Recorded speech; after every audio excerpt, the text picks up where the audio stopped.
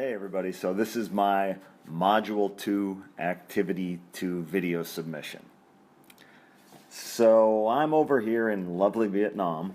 We've got the tropical weather, beaches, sunshine, and we've got the Marxist-Leninist one-party socialist state apparatus.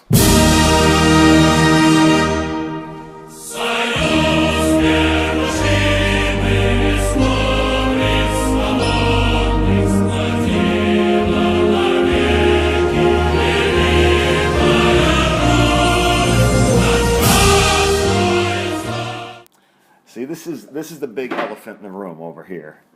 This is the big elephant in the room. So this is the topic I'll be discussing. It's Article 1, Clause 20 of the People's Assembly Laws on Education. Section 1, Clause 20 states, "It is forbidden to take advantage of educational activities. It is forbidden to abuse educational activities to distort the state's undertakings, policies, and laws, to oppose the state of the Socialist Republic of Vietnam, to divide the national unity bloc, to incite violence, propagate aggressive war, destroy the people's fine customs and habits, propagate superstition, bad habits, and blah, blah, blah, blah." So it is forbidden to take advantage of educational activities for dissemination of personal agendas or ideologies. So that can be quite a mouthful, but basically this law says you can't teach something that is contrary to the party line. This is the law that gets people sent to prison.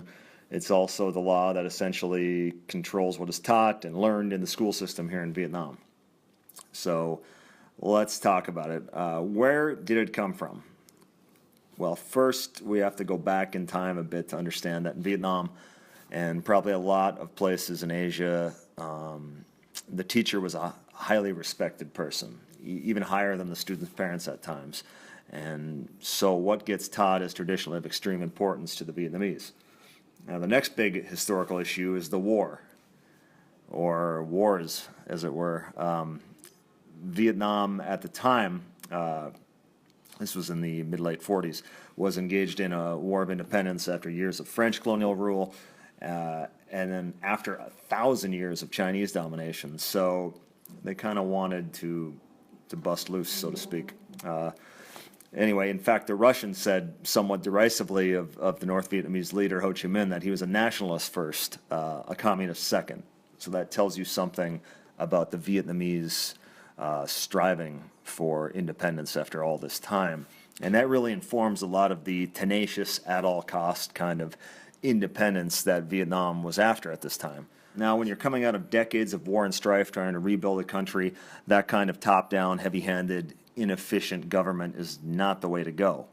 That combined with U.S. sanctions really put the squeeze on Vietnam in all industries, but education was particularly dire.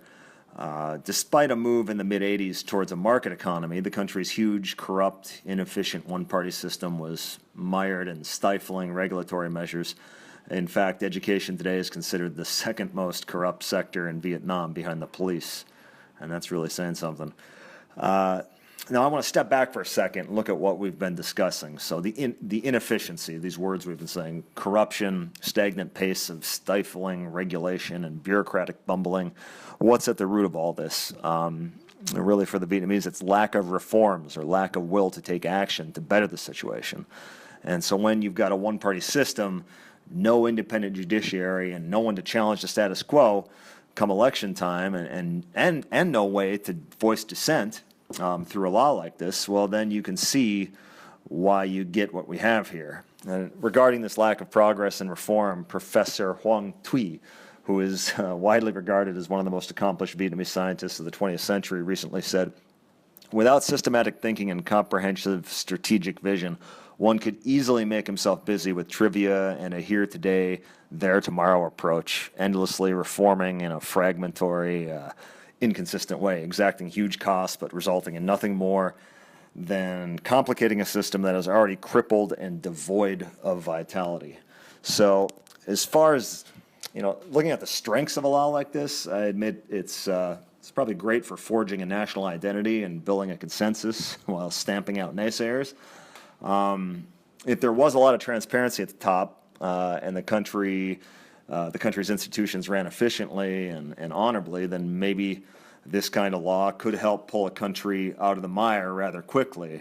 Singapore comes to mind, but when you combine a one-party blind allegiance with the kind of corruption that's been seen in Vietnam for decades, well, then you've got what we have today for the most part.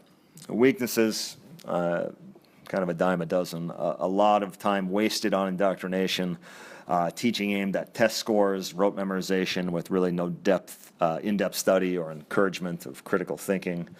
And mostly what I see as an aspiring social studies teacher is an overall lack of worldliness, even among the most intelligent of the older students. Also a misunderstanding of the world economic systems and the distinctions between how countries like Japan and Korea operate in comparison to our own country.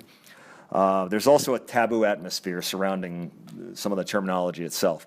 My year 7 students ask me, Mr. Chris, do you like communism? Can we watch some propaganda?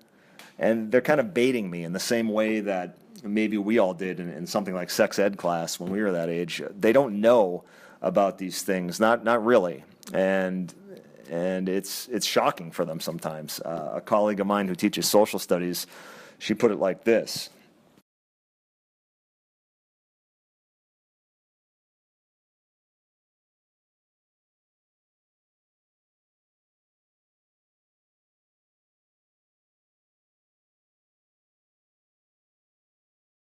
So that's it for me. Any questions? You can see my list of works cited. I appreciate the time. Thanks for watching.